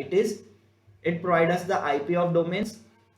तो इस टाइप की सर्विस को सर्व करना को बोलते हैं DNS सर्विस। और ये किस पे चल रही है? एक मशीन पे, तो this machine is called DNS server. ठीक है, यहां पे क्या हुआ? मेल एप्लीकेशन इज होस्टेड या mail application is served by this server, तो इसको बोलेंगे मेल सर्वर। इस पे क्या हो रहा है? एप्लीकेशन होस्टेड है, तो सर्वर यानी एक मशीन, और उसको नाम बुला रहे हैं वेब सर्वर। यूजर्स या clients requests are handled by this server by Nginx, Apache. ठीक है, इस टाइप के टूल्स इंस्टॉल होते हैं और इनका काम होता है यूजर्स के रिक्वेस्ट को हैंडल करना। तो ये क्या कहलाते हैं? Web server. तो सर्वर, जब भी कोई बोले कि दिस, मैं बोल रहा हूँ डीबी सर्वर, तो सीधा आपके दिमाग में आना चाहिए एक कंप्यूटर, एक ऐसा कंप्यूटर जिस पे डेटाबेस की सर्विस चल रही है, तभी वो डेटाबेस सर्वर बोल रहे हैं उसे। और वो सर्विस खुद तो यूटिलाइज करेगा नहीं, वो कोई ना कोई यूटिलाइज कर रहा होगा, और जो यूटिलाइज करते हैं वो बोलते हैं उसे clients. So these are the clients. Clients are also computers, ठीक है, क्योंकि मैं पर्सनली थोड़ी ना यूज करूंगा, मैं भी किसी कंप्यूटर के थ्रू ही यूज करूंगा ना इसको, तो हम क्लाइंट्स हो गए। तो इतने टाइप के सर्वर्स आप बेसिकली सुनोगे। मैं अपने कंप्यूटर को भी एज अ सर्वर ट्रीट कर सकती हूँ ना? हाँ, आप अपने कंप्यूटर में डेटाबेस इंस्टॉल कर दो, आपका कंप्यूटर बन गया डेटाबेस सर्वर। ओके, अगर उसका यूआरएल हम पब्लिक कर दें तो other people can also access, तो it will act as a server, है ना? हाँ, आप अपने अपने लैपटॉप में एक वेबसाइट होस्ट कर दो, बन गया आपका एप्लीकेशन सर्वर। आप अपने वेबसाइट में मेल सर्वर, मेल के जो वो आते हैं टूल्स, वो इंस्टॉल कर दो, आपका बन गया मेल सर्वर। तो server is just a computer. जिसको डाउट हो पूछ लो। नेटवर्किंग जितनी स्मूथ होगी आपकी, आगे आप उतना इजीली वर्क करेंगे, वरना आप local host, private IP, public IP, इन्हीं में कंफ्यूज हो जाओगे कि ये क्या, किस मशीन की बात हो रही है। सर्वर वर्ड समझ में आया? It's a blank computer, when it will serve service then it will called server, और वो जिस टाइप की सर्विस दे रहा होगा वो उसका नाम बुला दिया जाएगा। अगर डेटाबेस सर्विस है तो डीबी सर्वर, एप्लीकेशन दे रहा है तो app server, DB server, mail server, DNS server, DHCP server, सब एक सर्वर है। क्लियर है? सर्वर रूम क्या होता है? वो रूम जहां पर ये कंप्यूटर्स रखे रहते हैं, दैट इज सर्वर रूम। अब सोचो, कभी कभी आप बैंक में जाते हो, बोलते हैं सर्वर नहीं आ रहा, ये वर्ड वैलिड है क्या? सर्वर नहीं आ रहा, सर्वर तो एक कंप्यूटर है, वो क्यों आएगा? The service running on that server is not accessible. तो हमको बोलना चाहिए सर्वर इज नॉट एक्सेसिबल और सर्विस इज नॉट एक्सेसिबल, है ना? सर्वर नहीं आ रहा क्या हो सकता है? कुछ भी नहीं है, कंप्यूटर थोड़ी ना आ रहा है मेरे पास। सर्वर डाउन भी तो बोलते हैं। Server down is means this computer is down for some temporary maintenance और द हैवी लोड की वजह से ये सर्विस एक्सेसिबल नहीं हो रही है, तो सर्वर डाउन बोल सकते हो, और service is not accessible, server is not accessible ये बोल सकते हैं। क्लियर है सर्वर वर्ड? हेलो, हाँ हाँ, मैं वाला ये पूछ रहा हूँ, जैसे हम अपने मतलब पर्सनल लैपटॉप पे हम लोग कोई भी मतलब सर्विस मतलब है ना, मतलब बुक करते हैं, होस्ट करते हैं, बट ना अपने लैपटॉप तो हम 24 घंटे ऑन करके मतलब रख नहीं सकते, तो वो तो मतलब पॉसिबल नहीं है, तो इसलिए तो अब हम लोग बुक खरीदते सर्वर हम लोग। हाँ। और ये देखो, ये ना बहुत, अरे ऐसा नहीं चीप वो नहीं होते, मतलब क्या बोलते, कॉस्टली होते, ये चीप बनाए जाते हैं क्योंकि वो डिजाइन ही उतने पार्ट्स के आते हैं, उतनी ही सर्विसेज उसमें रहती है, उतने ही हार्डवेयर रहते हैं जिससे कि वो वर्क कर सके। ठीक है, जैसे रैम, सीपीयू और स्टोरेज, यही मोस्टली रहेगा, और नेटवर्किंग के उनके जो भी कॉन्फ़िगरेशंस हैं वो रहते हैं। अब जैसे बैटरी उन्हें नहीं मतलब, डिस्प्ले वगैरह उन्हें नहीं मतलब, उन्हें पता है कि डिस्प्ले क्या जरूरत, 10 सर्वर है, 10 डिस्प्ले क्यों दूंगा, एक ही डिस्प्ले होगा मेरे क्लाइंट का, वही उसी से एक्सेस कर लेगा ये, और उसी में सर्विस को यूज कर लेगा। अभी देखेंगे हम जब धीरे क्लाउड पे आएंगे। तो मतलब डिफरेंट जो सर्वर्स हैं, तो इनको हम एक ही जगह से ले सकते हैं ना, कि अलग अलग जगह से लेना पड़ेगा? ये आपकी चॉइस है, आप चाहो तो खुद का खरीद लो। अब जैसे कि बैंक है, बैंक कहता है कि हम एप्लीकेशन जो अपना होस्ट करेंगे वो हम होस्ट करेंगे किसी क्लाउड की हेल्प से, बट जो हमारा डेटाबेस सर्विस है जिसमें हमारे यूजर्स के एक्चुअल डेटा है उसको हम खरीद के लाएंगे, प्राइवेट यूज करेंगे।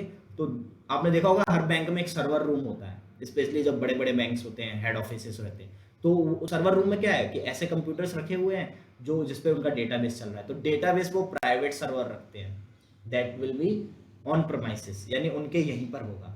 जबकि ये जो सर्विसेज है, एप्लीकेशन कोई हैक थोड़ी कर सकता है, एप्लीकेशन हैक करने से कुछ नहीं मिलता, हैक करने से मिलता है ये डेटाबेस। तो ये सर्वर हम लोग सिक्योरिटी पर्पस के लिए अपने पास रख लेते हैं। तो कई कंपनियां हैं जो कहती हैं कि ये सर्वर हम खुद मैनेज करेंगे, this will be manage by the cloud. मुझको वाला एक चीज और पूछनी है, जैसे कि ना हमको लोग कोई ना वो खरीदते हैं सर्वर, तो हम एक सर्वर पे हम दो वाला चीजें यूज कर सकते हैं, जैसे कि है ना मैंने एक सर्वर मैंने लिया, तो उसमें मतलब मैं वो वेब सर्वर भी चला रहा हूँ, अगर आपका डीएनएस सर्वर सर्वर भी 8 चला जीबी रहा का है, आपका सर्वर 8 GB का है तो आप 2 GB में डेटाबेस पे काम करवा लो, 2 GB में एप्लीकेशन करवा लो, 2 GB में एप्लीकेशन, तो आप एक ही मशीन पे ये तीनों चीज कर सकते हो। ठीक है, क्लियर हो गया? सर्वर वर्ड क्लियर है? अब यस। हम वापस आए कि इसकी आईपी इसको कैसे मिलती है। देखो सबसे पहले स्टेप 1 क्या है, कैसे ये क्वेरी परफॉर्म होती है। स्टेप 1 में क्या होता है कि मेरा ब्राउजर एक कैशे मेंटेन करता है। कैशे मतलब टेम्पररी स्टोरेज। तो सबसे पहले वो चेक करेगा अपने कैशे में कि इसकी आईपी है क्या मेरे पास, नहीं है, okay. Then local cache, local cache यानी कि जो मेरा ऑपरेटिंग सिस्टम मैनेज करता है, ओएस मैनेज करता है। ब्राउजर कैशे कौन मैनेज कर रहा है?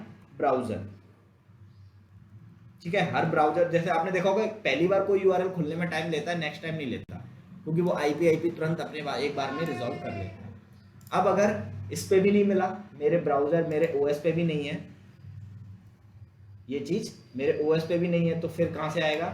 तो फिर वो जाएगा इंटरनेट सर्विस प्रोवाइडर के पास, जो भी जिस कंपनी का आप यूज कर रहे हो। तो स्टेप 2 क्या है कि now this request will go to the resolver, DNS resolver, एक ऐसा कंप्यूटर जिसके पास बड़ी सी लिस्ट है। तो इस कंप्यूटर को देखो, जो कंप्यूटर डीएनएस की सर्विस देगा उसको क्या बोलेंगे हम? DNS server. कौन मेंटेन करेगा? तो जो मेरा इंटरनेट सर्विस प्रोवाइडर है, maintained by internet service provider. जैसे मेरे केस में एग्जांपल मैं बोल देता हूँ कि एयरटेल, मैं एयरटेल का नेट यूज कर रहा हूँ, तो एयरटेल वालों ने अपने पास एक ऐसा कंप्यूटर बना रखा है जो डीएनएस की सर्विस को होस्ट करता है, और इनके पास जितने यूआरएल्स हैं मोस्टली उन सबकी लिस्ट है, ठीक है। तो यहाँ पे उनके पास एक लिस्ट होगी, उस लिस्ट पे वो चेक करेंगे hdfcbank.com और इसकी आईपी क्या है, तो वो उसकी आईपी बता देंगे, जो भी उनकी आईपी होगी। ऐसे करके बहुत सारे यूआरएल्स का आईपी रहता है। तो मुझे मेरी आईपी कौन देता है? Internet service provider. अब सपोज ऐसा तो नहीं है कि हर पूरी दुनिया में जितने डोमेन है सबकी आईपी है इनके पास। मे बी जो यूआरएल मैं सर्च कर रहा हूँ वो अभी 2 घंटे पहले रजिस्टर्ड हुआ था, वो इनके पास है ही नहीं।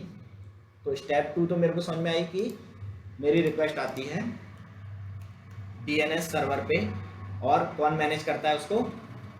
मेरा इंटरनेट सर्विस प्रोवाइडर। आपकी केस में मे बी वो जियो हो, आपके केस में मे बी वो बीएसएनएल हो, ठीक है। और बड़ी बड़ी ऑर्गेनाइजेशंस होती है ना, कंपनीज, वो अपना खुद का एक डीएनएस सर्वर रखती है। अब अगर इस पे भी नहीं मिली तो मुझे पता है कि मेरा डोमेन में सबसे टॉप पे कौन सी चीज आती है मेरे डोमेन में? Root domain. ये वर्ड याद करना, रूट डोमेन यानी कि डॉट वाली चीज। तो रिक्वेस्ट जाएगी अब यहां से रूट डोमेन सर्वर के पास। एक दूसरा सर्वर है उसको बोलते हैं रूट डोमेन या रूट सर्वर।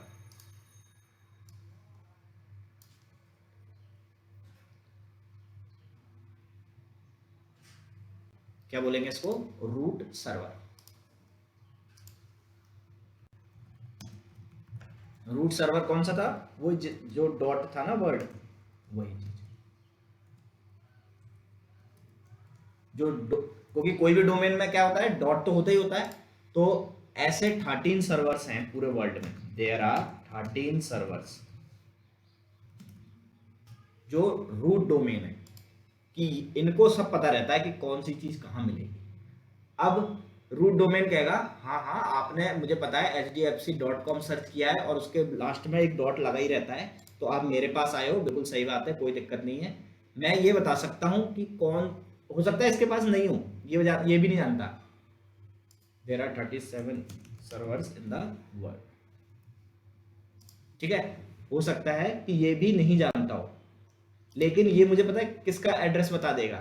ये मुझे एक का पता देगा, ये बोलेगा बट मैं ये जानता हूं कि इसकी जानकारी किसके पास मिलेगी। ये भेजेगा मुझे .com यानी टॉप लेवल डोमेन सर्वर्स के पास।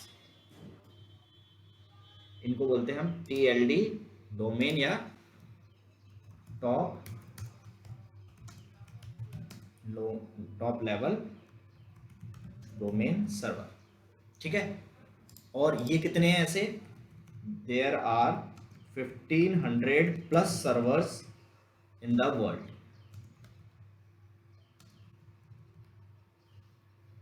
ठीक है, ऐसे 1500 प्लस सर्वर है पूरे वर्ल्ड में जिस पे ये रिक्वेस्ट जा सकती है। तो अब रिक्वेस्ट जाएगी मेरी इसके पास,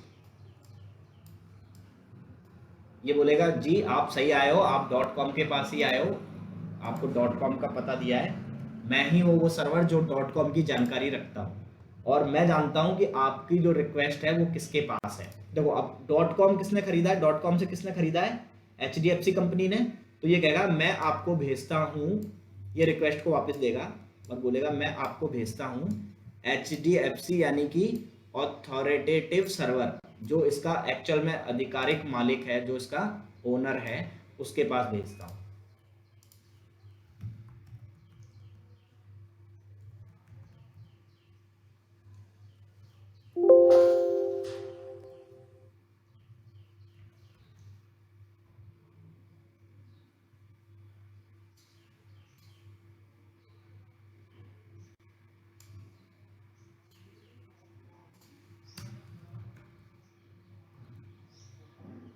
ठीक है, ऑथोरिटेटिव सर्वर्स के पास भेजेगा ये।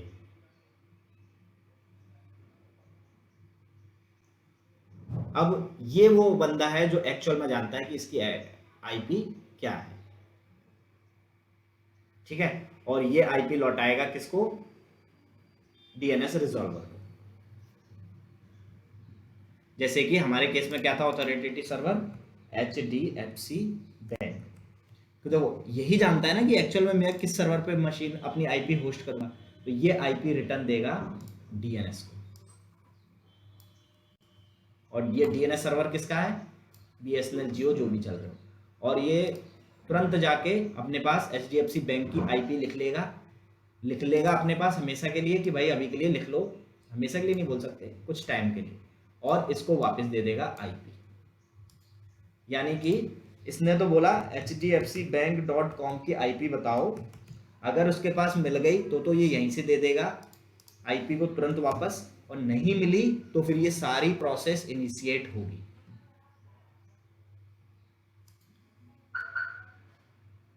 ठीक है, और जैसे ही इसको आईपी मिलेगी, आईपी मिलते ही ये एक बार में इसके साथ बात करना शुरू कर देगा और होम पेज की होम रिक्वेस्ट गई होगी कि आप अपनी वेबसाइट का होम पेज मुझे दो, और ये होम पेज वापस लेकर मेरे ब्राउजर में होम पेज ओपन कर देता है। ठीक है, तो ये यहाँ पे आईपी हिट किया और आईपी ने मुझे क्या रिस्पॉन्स वापस दिया, होम पेज वापस आ गया मेरे पास। तो मेरे को तो ऐसा लगता है बस मैंने लिखा HDFC home page of website, मुझे मिल जाती है। तो इतना प्रोसेस चलता है और इसको बोलते हैं हम डीएनएस लुकअप प्रोसेस। तो इंटरव्यूअर आपसे पूछेगा explain the DNS lookup process, या what is DNS resolution, how it performs. Doubt है फिर से पूछो, कोई डाउट है पूछो। ये वन टाइम सर्विस रहेगी या हर बार ऐसा ही होगा? अब नेक्स्ट टाइम क्या होगा, अब नेक्स्ट टाइम मान लो कि मैं तो एक यूजर हूँ, दूसरे यूजर ने बोला hdfcbank.com का आईपी बताओ, ब्राउजर ने बोला, उसके ब्राउजर अपने कैशे में चेक करेगा, लोकल में चेक करेगा, नहीं मिला सीधा आईएसपी के पास जाएगा। इस बार तो एंट्री है आईएसपी के पास, तुरंत दे देगा। तो इस बार ये वन टाइम एक्टिविटी हुई। और ऐसा क्यों हुआ, क्योंकि देखो या तो HDFC बैंक ने अपना सर्वर बदल दिया जिसकी वजह से पुरानी आईपी काम नहीं कर रही, या फिर क्या कहते हैं नए नए डोमेन्स आ रहे हैं। तो नए नए डोमेन्स आएंगे तो ये डीएनएस सर्वर भी तो कहीं ना कहीं से लेकर ही आएगा ना। तो ये वो कंप्यूटर्स हैं जो सबकी जानकारी रखते हैं, क्योंकि इन्हें पता है ना .com किसने बेचा, ये hdfcbank.com के कोई ऑर्गेनाइजेशन है, उसी ने बताया, और उसने जिसने खरीदा उसके पास उसकी जानकारी तो होगी। तो ये जानकारी वापस देगा इसको, ये फिर इसके पास जाएगा, फिर ये इसके पास आएगा। तो स्टेप 3 क्या है, ये स्टेप 4, ये स्टेप 5, ये थोड़ा हॉटस्पॉट ज्यादा हो गया, एक बार रिपीट कर दो। हाँ एक बार। और इस टाइप की डीएनएस क्वेरी को हम लोग बोलते हैं रिकर्सिव डीएनएस क्वेरी, ये रिकर्सिव तरीका है। एक इटरेटिव तरीका भी होता है, गेट वगैरह में पूछते हैं, वैसे तो नहीं पूछते। हाँ, देखो सबसे पहले क्या हुआ, क्यों कैश मतलब क्या होता कैशे है? Means temporary storage. जैसे कि मैंने अपने यहाँ पर एक साइट खोली, कोई भी एक साइट बताओ, facebook.com। क्रिक बस खोल लेते हैं। अब ठीक जैसे है। ही मैंने क्रिक बस लिखा, ये तो मेरे सर्च इंजन ने मेरे को वो दिया आउटपुट, और जैसे ही मैंने इसको क्लिक किया, ठीक है, तो देखो यहाँ पर ये यूआरएल हिट हुआ, और यूआरएल तो कुछ होता ही नहीं है। कंप्यूटर्स तो यूआरएल से बात ही नहीं करते, उनको तो आईपी चाहिए। यानी कि मेरे कंप्यूटर को चाहिए क्रिक बज की आईपी, ये समझ लो क्रिक बज है, क्रिक बज की आईपी चाहिए, बट इसके पास आईपी आई कहाँ से, मेरे कंप्यूटर के पास। तो सबसे पहले मेरे इस जो क्रोम ब्राउजर है, इसने अपने कैशे में चेक किया कि इसकी आईपी पड़ी है क्या, तो नहीं पड़ी होगी क्योंकि मैंने पहले कभी नहीं खोला था। और वैसे भी कैशे की जो टाइम लिमिट होती है वो 4 आवर्स के लिए होती है, 4 घंटे तक ही वो उसकी आईपी को सेव करेगा, उसके बाद वो आईपी को हटा देगा, क्योंकि कैशे भी एक लिमिट तक ही आप सेव कर सकते हो। तो उसके पास भी नहीं मिला, वो कहाँ जाएगा, लोकल कैशे। मेरे विंडोज के कैशे में, विंडोज का कैशे कहाँ होता है, एक होस्ट करके फाइल होती है हर विंडो में, होस्ट्स।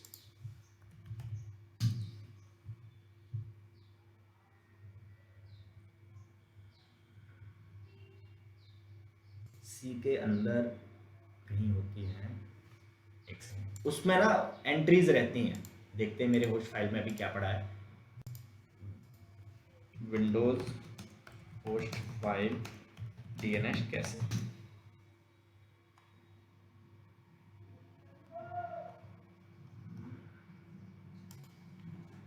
डीएनएस, अच्छा स्पेलिंग कर रहा हूँ।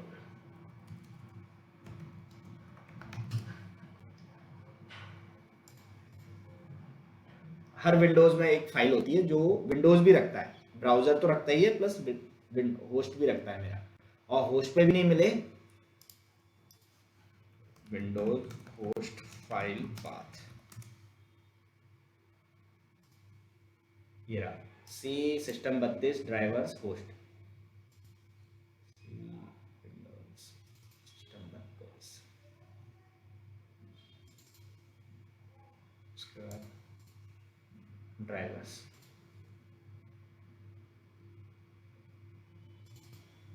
होस्ट्स,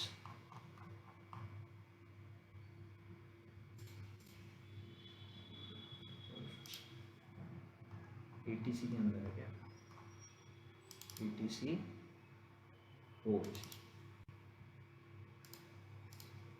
ठीक है। देखो यहाँ पर कुछ पड़ी हुई है, कुछ चीजें हैं, अभी ज्यादा नहीं है, क्योंकि ये भी क्लियर होती रहती है टाइम टू टाइम। तो ये एक फाइल है विंडोज में, यहाँ पर भी वो चेक करता है।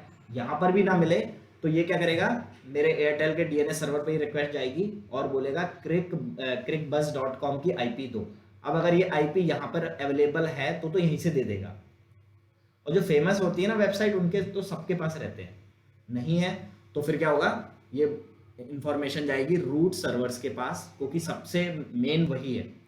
ऐसे 13 सर्वर्स है, इनके पास रिक्वेस्ट जाएगी और ये बोलेंगे मुझे crickbuzz.com का आईपी एड्रेस दो। ये कहेगा कि मेरे पास उसकी आईपी नहीं है, बट मुझे ये पता है कि आपको किस सर्वर के पास जाना है, तो वो मुझे क्या करेगा, .com वाले, क्योंकि crickbuzz के आगे .com लगा है, मेरे इस crickbuzz के आगे .com लगा है, तो .com वाले सर्वर पर भेजेगा और इनसे बोलेगा आप टॉप लेवल डोमेन सर्वर हो, आपकी जिम्मेदारी है, बताओ कहाँ है ये बोलेगा हाँ मेरे पास भी इसकी आईपी नहीं है, इसकी आईपी मिलेगी crickbuzz वाले ओनर के पास। क्यों, क्योंकि वही जानता है ना, उसी ने तो आईपी मैप कराई होगी। तो ये क्या करेगा, मुझे crickbuzz की आईपी प्रोवाइड करेगा और ये आईपी लेके अब यहाँ पर ये सेव कर लेगा। ये क्या करेगा, crickbuzz.com इसकी आईपी को सेव करके रख लेगा, ताकि अगला कोई यूजर आता है और मांगता है तो मैं इसको यहीं से दे दूंगा। ये एंट्री आ गई, ये आईपी गई, अब ये आईपी इसके पास गई, ब्राउजर के पास आईपी से ही बात होती है, तो इस साइट से वो भेजेगा आईपी और उधर से रिक्वेस्ट में क्या आएगा, होम पेज। और ये इतनी फास्ट होता है कि आपको लगता है कि आपने कोई भी यूआरएल हिट किया और ये आ गया। क्यों, क्योंकि 80 से 90% रिक्वेस्ट जो है ना वो यहीं से रिजॉल्व हो जाती है, बहुत ही रेयरली कहीं कहीं ये रिक्वेस्ट जाएगी। जैसे मैंने फर्स्ट बार अपना एक डोमेन खरीदा और उसको हिट कराया, तो उसमें थोड़ा टाइम लगता है ना, क्योंकि वो पूरा ये पूरी जहाँ पर भी है रूट सर्वर से लेके टॉप लेवल डोमेन वो देखो पूरा। अगर आपने ये किसी आप ऐसे डोमेन को हिट कर रहे हो जो अभी 1 घंटे पहले ही आया है हाँ मार्केट में, हाँ तो उसकी जानकारी डीएनएस पे नहीं होगी, तो फिर वो हाँ। पूरा प्रोसेस फॉलो करेगा। और जैसे ही एक बार उसके पास डीएनएस पे आ गया, फिर वो जल्दी जल्दी देगा। अब अगर मैं इसको दोबारा से हिट करूं, इस वेबसाइट को कॉपी करूं और यहाँ पे दोबारा हिट करूं, तो देखो ये एकदम तुरंत खुल गया। बताओ क्यों? इस बार ये आईपी कहाँ से लाया? मेरे हाँ, ब्राउजर से ही, क्योंकि ब्राउजर 4 हाँ। आवर्स तक रखता है। ये 4 आवर्स तक रखता है ब्राउजर, तो 4 घंटे तक तो यही आईपी उसे पता है। उसके बाद लोकल्स भी रखते हैं अपने 4 आवर्स तक या 8 आवर्स तक, 4 to 8 आवर्स। तो अगर उस पे नहीं होगी तो यहाँ से लेगा, इस पे भी नहीं हुई तो जाएगा इस पे। लोकल कैशे कौन से होते हैं? अभी तो बताया, वो फाइल जो है ना होस्ट अच्छा, वाली वो फाइल, लोकल है। ये लोकल कैशे है। अच्छा। और ब्राउजर अपना खुद का कैशे रखता है, तो इस बार तो वो ब्राउजर से ही ले रहा है। भैया क्यों मैं बात आज जो ना आईपी एड्रेस मतलब होता है वो तो एयरटेल और जियो वाला मतलब ये लोग देते ना हमको। हमारा आईपी, हाँ हाँ पर्सनल जो हमारी पब्लिक आईपी वो देते हैं। एक आईपी मतलब वो लोग देते हैं और एक आईपी मतलब वो होती है जब हम किसी सर्वर को वो करते हैं हाँ, हिट करते सर्वर हैं। हिट करते हैं तो वो तो आईपी से ही बात करेगा ना। दो कंप्यूटर्स आपस में सिर्फ आईपी से ही बात कर सकते हैं। ये डोमेन तो हमारे ह्यूमंस के लिए बनाया गया ताकि वो इजीली याद रखे, क्योंकि आप 100 दिन भर में 20 से 30 वेबसाइट से इंटरेक्ट करते हो, यानी 20 से 30 सर्वर से बात कराते हो अपने कंप्यूटर की, तो आप आईपी सबकी याद नहीं रख सकते ना।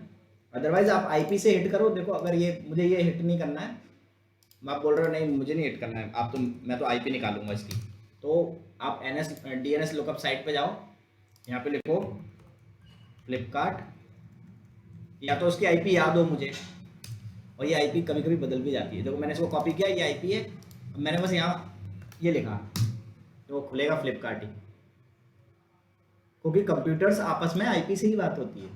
तो आईपी ही चाहिए थी उसे फाइनली फ्लिपकार्ट की, बट flipkart.com आईपी में कैसे कन्वर्ट होगा, ये वो प्रोसेस है।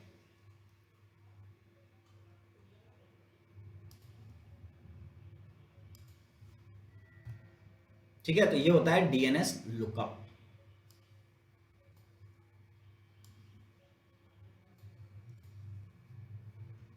क्लियर है?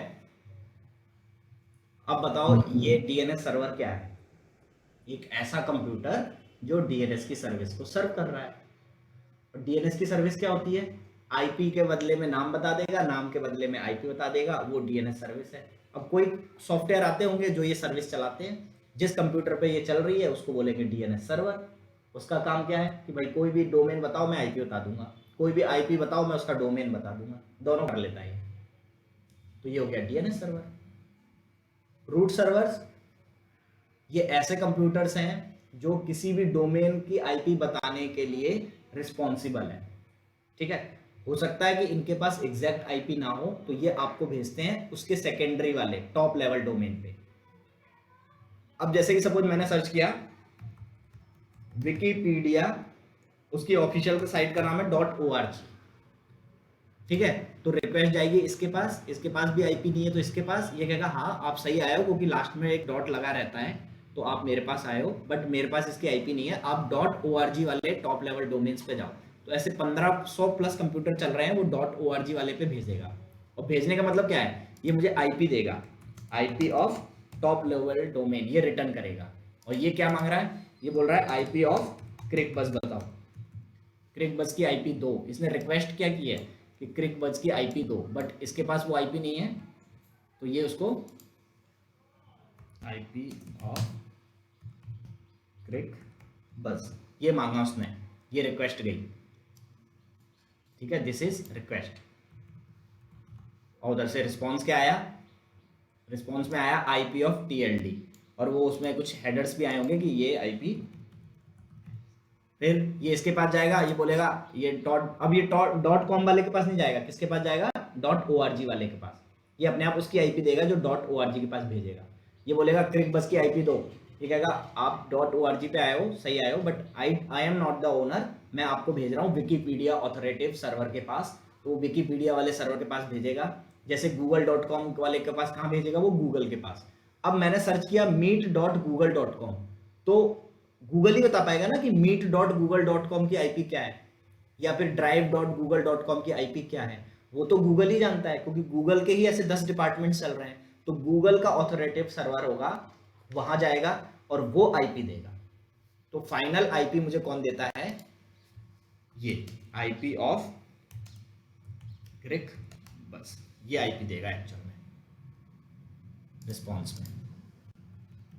बाकी लोग तो मुझे दूसरे वो देगा। अब जैसे ये रिस्पॉन्स में मुझे क्या देगा, इसका रिस्पॉन्स आएगा आईपी ऑफ ऑथोरिटेटिव सर्वर। ये दोनों सिर्फ ये बता रहे हैं कि एक्चुअली में आपका जो आईपी है वो मतलब एक दूसरे पे ट्रांसफर कर रहे हैं ये दोनों।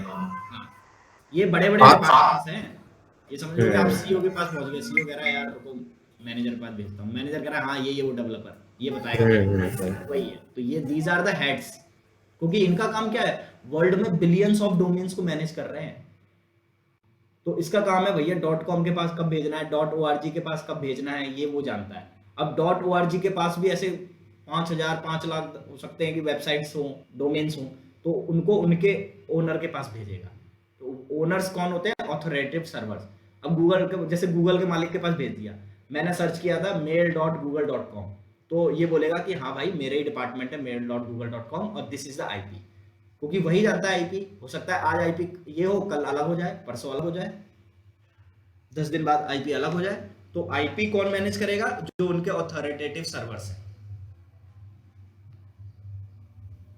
क्लियर है?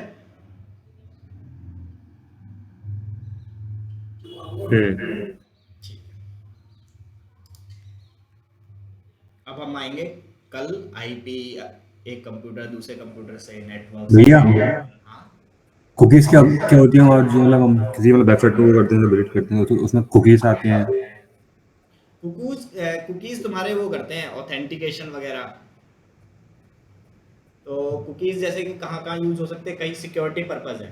मतलब ये समझो कुछ स्मॉल फाइल्स होती हैं वेब सर्वर्स के पास, जो रिक्वेस्ट भेजने के बाद ऑथेंटिकेट करता है कि you are the this client and this you are the this client. तो क्लाइंट्स को आइडेंटिफाई करना, उसके लिए साथ में कुछ कुकीज या कुछ फाइल्स जाती है। तो टाइम टू टाइम क्या होता है कि कई बार वो files as a cache save हो जाती है, तो हमें कुकीज क्लियर करने पड़ते हैं। और कई बार हम चाहते हैं कि मेरा कंप्यूटर तुम्हारे कंप्यूटर की आइडेंटिटी के साथ जाए, तो वो कुकीज तुम्हारी वाली यूज करेगा। तो जो वेब सर्वर है, जैसे तुमने देखा होगा लोग किसी किसी वेबसाइट में वो करते हैं पायरेसी वगैरह, तो वो किसी और की आइडेंटिटी यूज कर लेते हैं। Identity means cookies, not the IP. IP identity अलग चीज है, ठीक है। तो वो फाइल्स है। अभी देखेंगे हम लोग कुकीज वगैरह कैसे मैनेज हो रही है। जब वेब सर्वर पे आएंगे ना, तो देखेंगे ये कैशे कैसे मैनेज हो रहा है, और ये 4 घंटे ही क्यों है, 4 घंटे से 2 घंटे हो सकता है क्या, ये सब वो देखेंगे। और कुकीज वगैरह कैसे वो वेरीफाई करता है। ठीक है भैया। ये समझ में आया इतना? अभी सिर्फ ये देख रहे हैं डोमेन आईपी में कैसे बदल जाता है। अभी आईपी है क्या वो भी नहीं देखा हमने। डोमेन क्या है, एक human readable format, easy to learn, easy to use, बस और कुछ नहीं। एक्चुअल में तो ऐसे बात होती है आईपी के थ्रू। ये आईपी बताएगा, ये इसका पेज दे देगा, खत्म। ठीक है।